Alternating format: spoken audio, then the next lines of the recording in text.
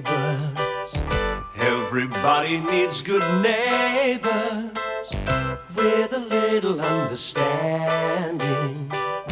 You can find the perfect blend.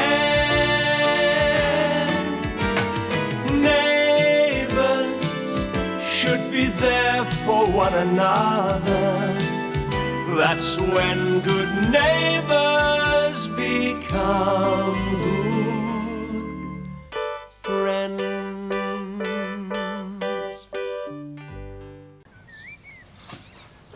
Go on, Jane. Ask your mother to come in. You can't leave her standing on the doorstep. No, of course not. She's got a fur coat on, Gran, and the most beautiful dress. Jane. Darling. Hi, Mum. As soon as I got your message, I jumped on the very next plane. Meant missing out on a cocktail party at Government House, but family comes first. What a pity. Yes, it was rather, wasn't it? Mrs. Harris, I'm Helen Daniels. How do you do? And this is my son-in-law, Jim Robinson. Hello. And his daughter, Lucy. Not the Jim Robinson from Erinsborough High. Well, I did go to Erinsborough, but I don't remember doing anything particularly memorable. Well, you haven't changed a bit. He's still as modest. I bet your father never told you he was a champion athlete. All the girls had mad crushes on him. He's still a good runner. He can beat Des next door, and he's much younger. Thanks for the vote of confidence, Luce, but I won't be breaking the 4-minute mile in a hurry. Tell me, Jane, what are you doing here? And who was that man at Mum's place? I got quite a surprise when he opened the door. That's Mr. Bishop, Nan's boarder. Oh, he's quite attractive. Now that Dad's gone, you don't think that Mum and he might... No, I don't. Oh, well, I suppose he is a bit young. Oh, how is Mum, by the way? I wondered when you were going to ask that. Oh, why don't you get ready for work, Jane? I can fill your mother in on all the details. Oh, thanks, Mrs. Daniels. And I'll have to make tracks, too. I've got some business to discuss with Harold Bishop. Nice to meet you. I hope we'll meet again, Mrs. Harris. Amanda, please, all of you. We must catch up on old times. Yeah, I'll look forward to that. Why? Won't you sit down? Oh, thank you. Darling, why don't you take Amanda's coat? Is this mink? It certainly is. Oh, good heavens. I wouldn't like to be paying Amanda's excess baggage bill. It certainly does look like she's planning on staying for a while, eh? Yeah, she looks like a pleasant enough woman, though. Well, yes, I'm sure she is, Jim, but... Oh, it places me in a very awkward situation. It does? Well, the two of us living under the same roof. People will talk. But you and Mrs. Mangels have been living under the same roof. No, Jim, that is quite different. Mrs. Harris is a young and, well, a beautiful woman. I had noticed. And she's my landlady's daughter. Well, cheer up, Harold. It's quite possible your landlady's granddaughter will save you from all the wagging tongues. Jane! Well, yes, of course. Yes, you'll come home now that her mother's here. Well, I only said it's possible. Anyway, after today, you can buy a place of your own. Eh? The sale papers for the garage are ready to be signed. Oh, yes, of course. Although I don't think I'm ready to buy a place yet. Oh, well, what do you plan to do with your money? Oh, I haven't thought about it, really. Too busy at the coffee shop. I'm still looking around for a small workshop. But I don't know whether it's right for me to commit Rob's money without his say-so. Oh, most definitely not. I mean, he's just the sort that would turn up out of the blue and demand it back.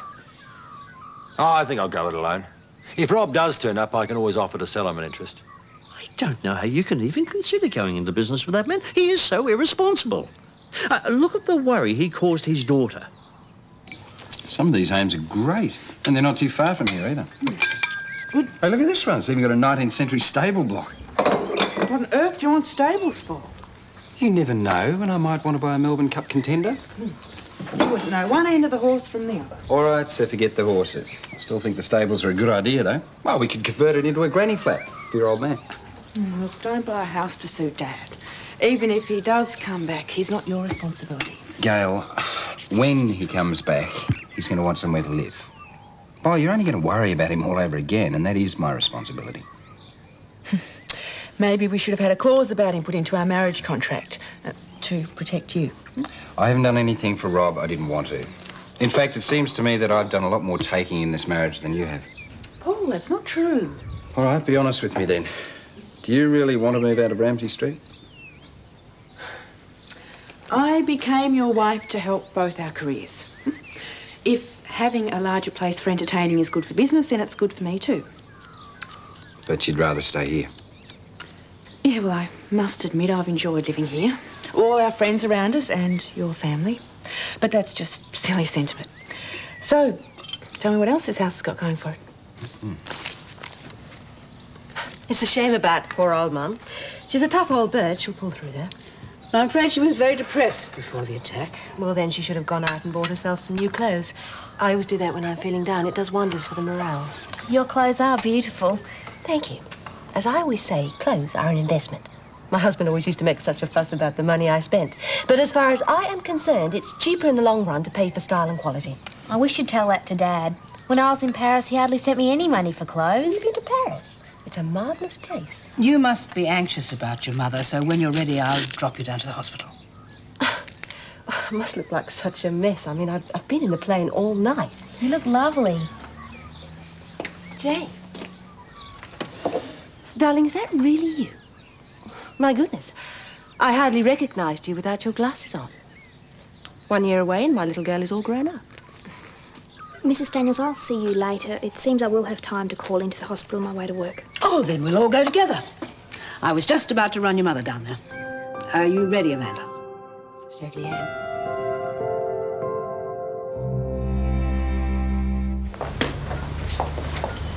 I really don't know what all the fuss was about. Mum's going to be fine? No one knew that until this morning. I'm sorry you've had a wasted trip. Oh, I wouldn't call it that. We can go back to Dad now. There's no rush. Well, what's the point in you staying? To spend some time with you, darling. I haven't enjoyed being away from you all this time. And I must say, you've changed. What did you expect, Mum? I realised you'd be growing up, but it's not just getting older, it's the glasses. I mean, you never used to go anywhere without them. Only because you made me. I don't need to wear them all the time. I thought they really suited you. I can walk back to the office from here, and Mrs Daniels will give you a lift back to Ramsay Street. Well, go on, don't keep her waiting. She'll go without you. Look, why didn't you have a word with your boss? I'm sure he'd give you some time off under the circumstances. No, I've had too much time off already. I'll see you later. Jane? You're not exactly pleased to see me, are you? Should I be? Paul, don't get too carried away with all this house hunting business. There's plenty of time to find something suitable. Just leave it to me. Yeah, Jane, will you take some messages? I'm going out for a while. What's wrong? Is your grandmother getting worse? No, she's much better. My mother arrived this morning. Oh, good. Well, she might be able to take some of the worry off your shoulders. More likely add to it than me.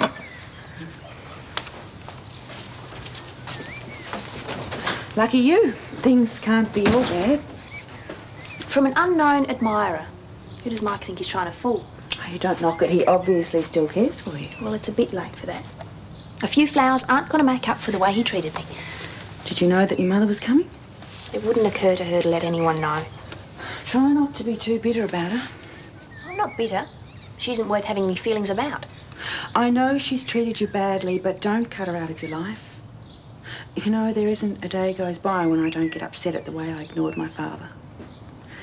If I'd just stopped to listen to him, he'd never have taken off in the first place.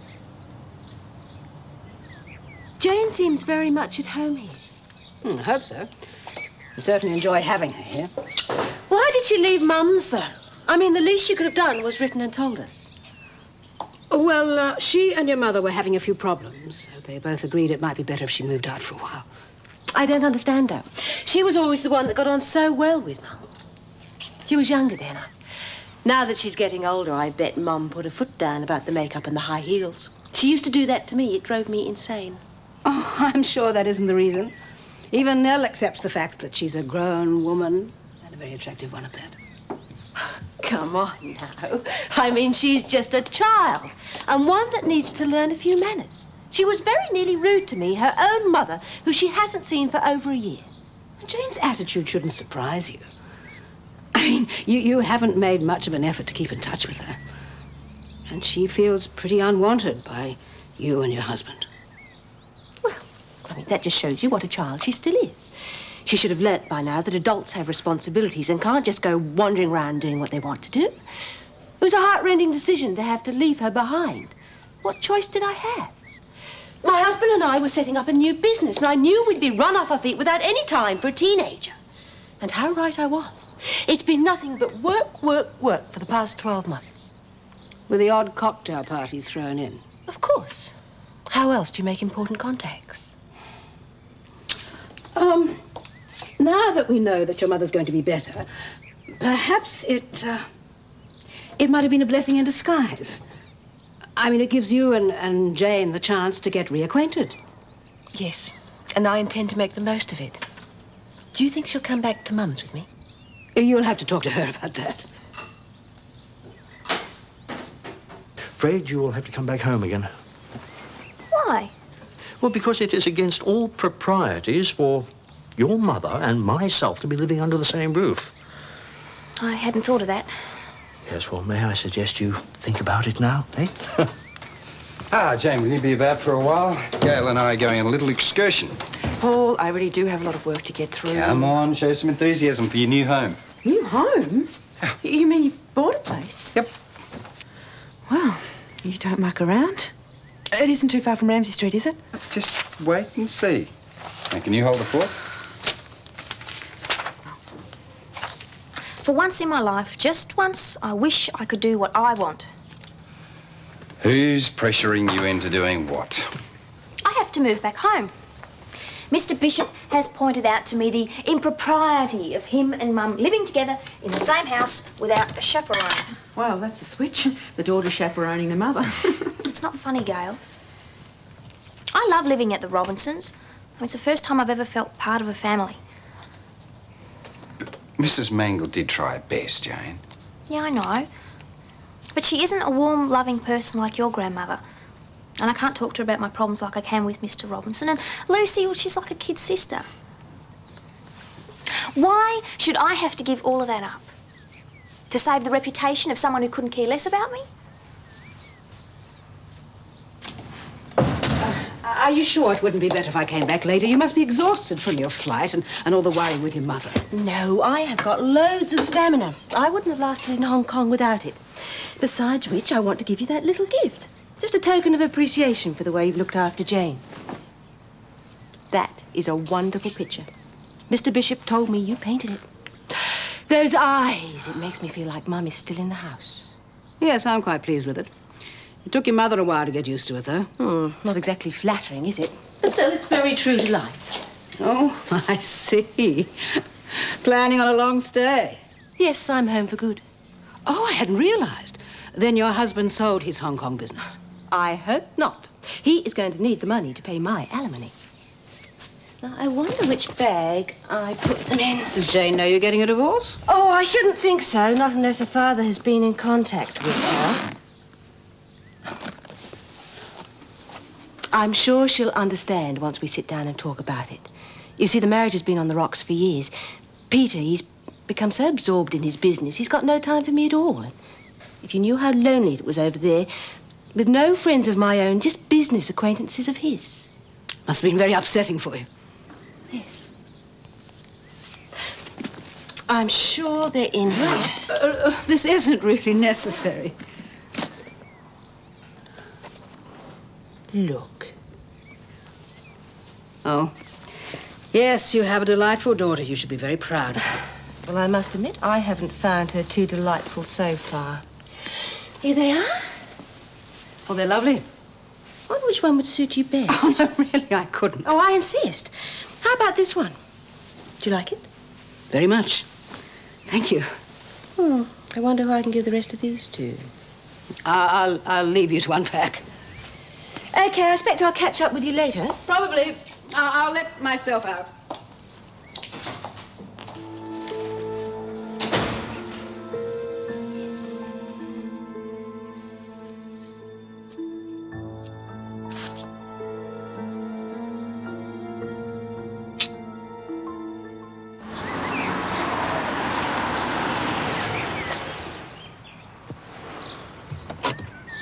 What are we doing here? I told you I've got something to show you. Come on, Paul. Take me to see the new house and let's get back to work. I've got a lot to do today. Just don't be so impatient.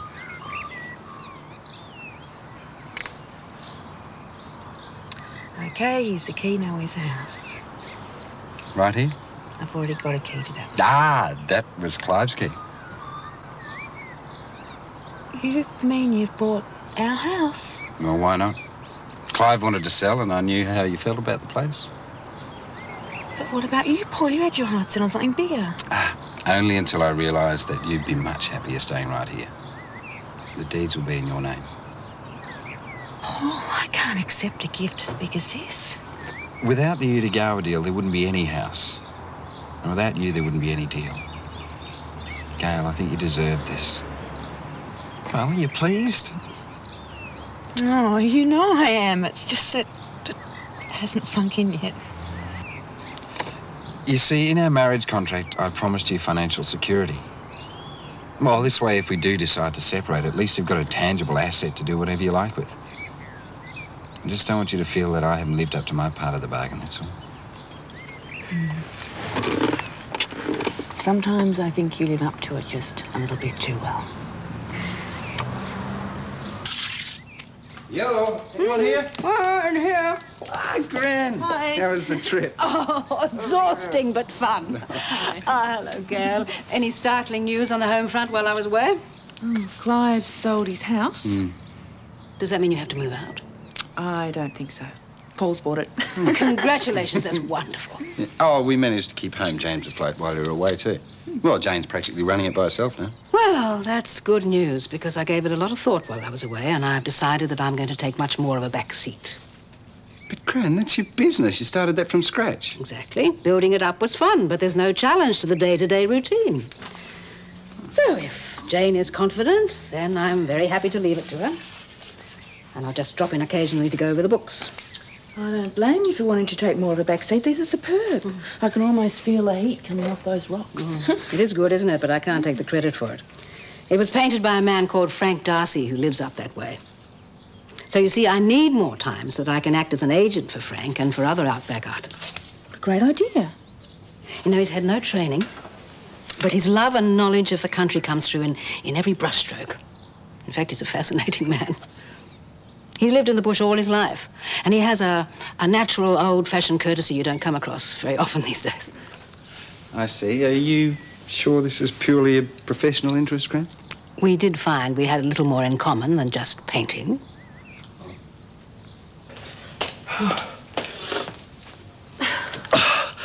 Oh, I think one more trip should do it. It's dreadful to be so helpless. Thank goodness for strong men like you that women like me can rely on. Oh, just a couple of suitcases. It's nothing, really. And I haven't even cooked you dinner. I don't know, what with the jet lag and all the worry and everything, it's just taken it all out of me. Well, of course it has. For heaven's sake, now, don't you give it another thought. Maybe we could get some takeaway. I know it's not very appetising, but... I would not think of it, no. What, your first night back in Australia and everything? No, we are going out for dinner. You, Jane, and me, yes. Mr Bishop, you're too generous. Ah. Harold, please. Harold, you're too kind. I don't deserve it. I know I must be totally disrupting your routine. Not at all. Jane, sweetheart, guess what? Harold is taking us both out for dinner. Isn't that lovely? Yeah, I'll just have to go back to the Robinsons and get my things. Oh, so you are moving back in? Yes, I suppose I'll have to. Of course she is. She wants to be with her mother. Look, darling. Look what I bought for you. Oh. It's not much, but it's all I could afford at the time. It is charming. Chinese, obviously. Now you've got no excuse not to keep your glasses with you all the time. I've told you, I don't need to wear my glasses all the time. And you don't need to wear so much makeup all the time either. Mum, will you stop heavying me? Just worried about your welfare. It's natural for a mother to be concerned. Yeah, well, where was all that concern when you dumped me on Nan? You know, I cried myself to sleep for weeks wondering what I'd done to make you hate me. I've never hated you. Well, what was I supposed to think? You just disappeared out of my life. Mum, it hurt more than anything. Gradually, I made myself forget about you. Forget I even had a mother. I promise you, I've always cared. Well, now I've got time to show you just how much. Forget it, Mum. It's too late. You blew it a long time ago. I only did what I thought was best for her. Well, of course you did. It's just that children sometimes find it a little hard to understand sometimes.